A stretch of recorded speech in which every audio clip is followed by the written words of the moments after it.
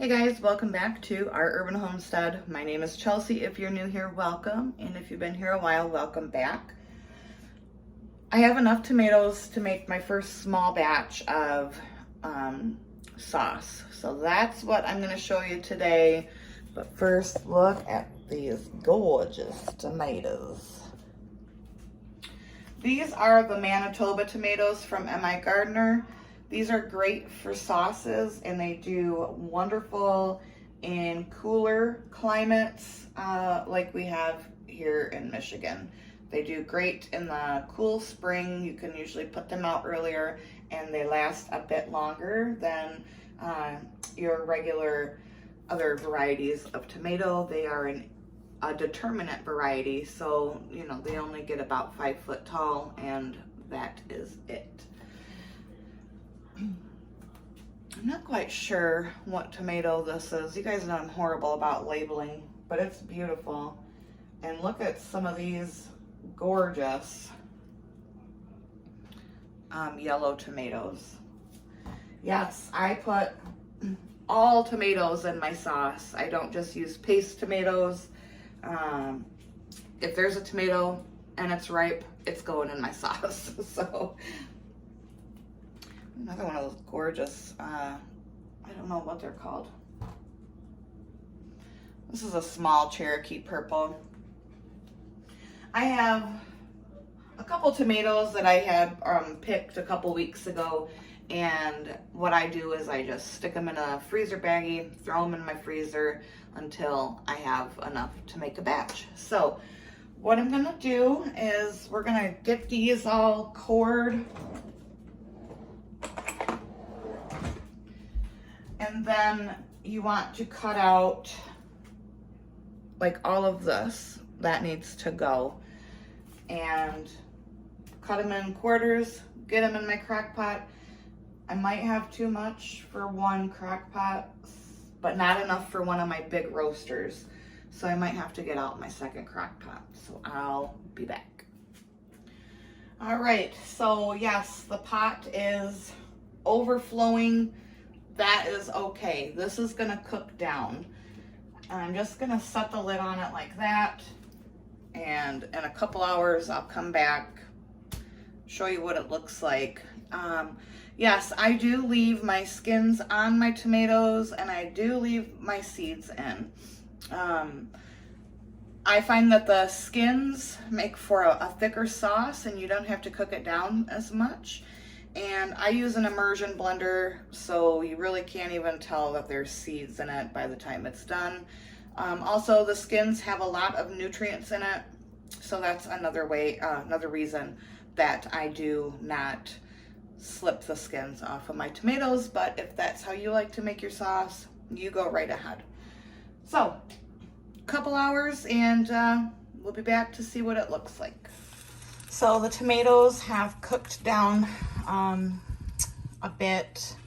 I did, before they were like breaking down like this, I did take off about, probably 10 ladles of, it didn't look like this. It was just all clear liquid. You can save those, you can can them up, and those are good for like if you're making soups and stuff, but I'm not making soup anytime soon, and I still will have plenty of tomatoes to get that delicious, flavorful juice from. So I'm gonna kind of leave this uncovered a bit. That way it will still get up, cook nice and hot, but then there will be somewhere for the moisture to evaporate off of. And so it's 1:30 in the afternoon. These I'm gonna let go probably until 8, and then I'll bring you back and I'll blend them up, and then it's gonna cook probably even longer, maybe overnight. So I'll see y'all in a few hours. Okay, so this has been cooking for about an hour and a half with the lid turned. I'm going to go ahead and blend it with my immersion blender, but before I do that, I'm gonna add some of this dehydrated tomato pulp. I can't remember what wanted I think it was from my my taco sauce that I made. And I'll link that video at the end if you want to check that out. Taco sauce and enchilada sauce are really two things that I do like to have a smooth consistency. So I just take the skins and the seeds and I dehydrate them. And this is a great thickener. You can make tomato paste out of this. And so we're just gonna go ahead and blend this with my immersion blender.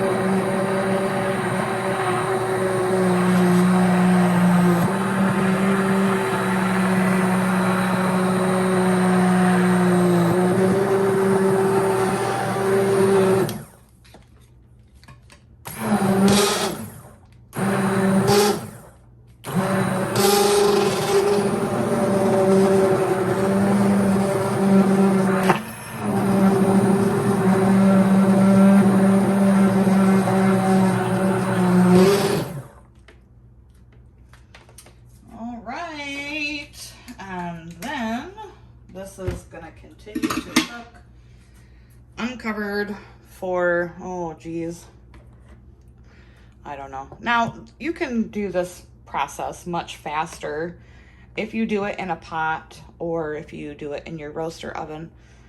But for a small batch like this, it's perfect for my crock pot. And yeah. So this is gonna cook down uncovered. I'm not gonna this is just gonna be plain tomato sauce because I will be making cabbage rolls very soon and I want to use my homegrown, homemade, home canned tomato sauce for that because there is nothing like the flavor of it. All right, so this will probably cook for, well, it's 3:30 now, so this will probably cook all night long. I'll bring you back before I go to bed so you can see how much it has thickened, and we'll check on it then. So see you in a few hours.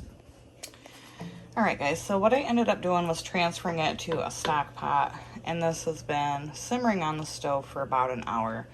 I just have so much to get done in the next couple days that I would just rather get all of this jarred up tonight, and I have tomorrow to focus on other things.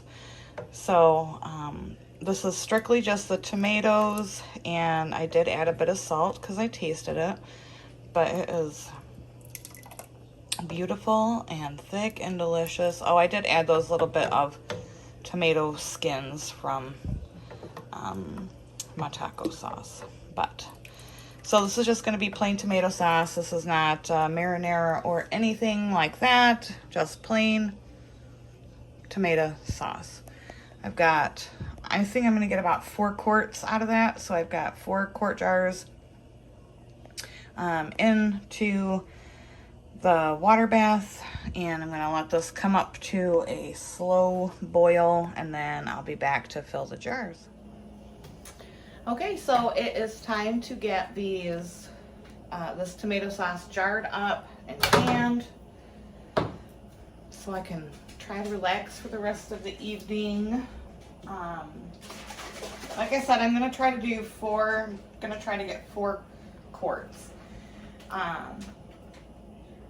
And because I do grow heirloom tomatoes and I put all different kinds of tomatoes in my sauce, I'm gonna take some bottled lemon juice, and I just put a capful into the bottom of each jar. I believe it's like about the equivalent of a teaspoon. It's not going to affect the flavor. at all. All that's gonna do is raise the acidity level to make sure that they are safe for water bath canning. You don't want to use fresh squeezed lemon juice. Lemon acidity, fresh varies. So bottled is at a very specific level of acidity. So don't use fresh, use bottled. And then my canner is just about to a boil because these were already in there getting hot. And I'm gonna do this to 1/2 inch headspace. That might be a little full.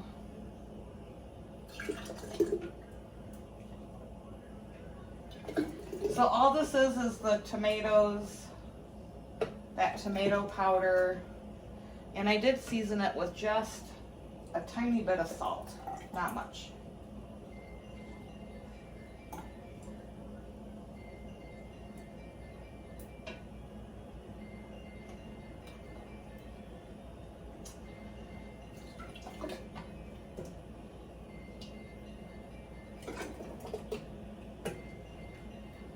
So I'm gonna get these filled. You want to make sure that you debubble. Wipe your lids. Put the rings on. Lids and rings fingertip tight, and then these will water bath can for 40 minutes at a rolling boil. If you were doing pint jars, it would be 35. And I'll show you what they look like when they come out. All right, guys, there they are out of the canner. So if you notice, my tomato sauce does not have separating. Like, I see a lot of questions about why did my tomato sauce, it's got this much water. The secret to that is to really cooking it down for as much as you can. That's just gonna give you a nice thick sauce like this.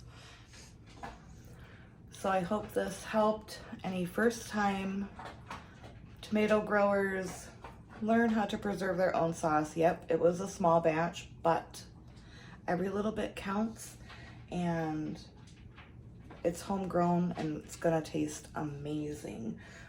So as always, thank you so much for watching. If you haven't subscribed already, please consider doing so. And if you have, hit that notification bell so you don't miss anything. And until next time, guys, good night and abundance and blessings to you. Bye-bye.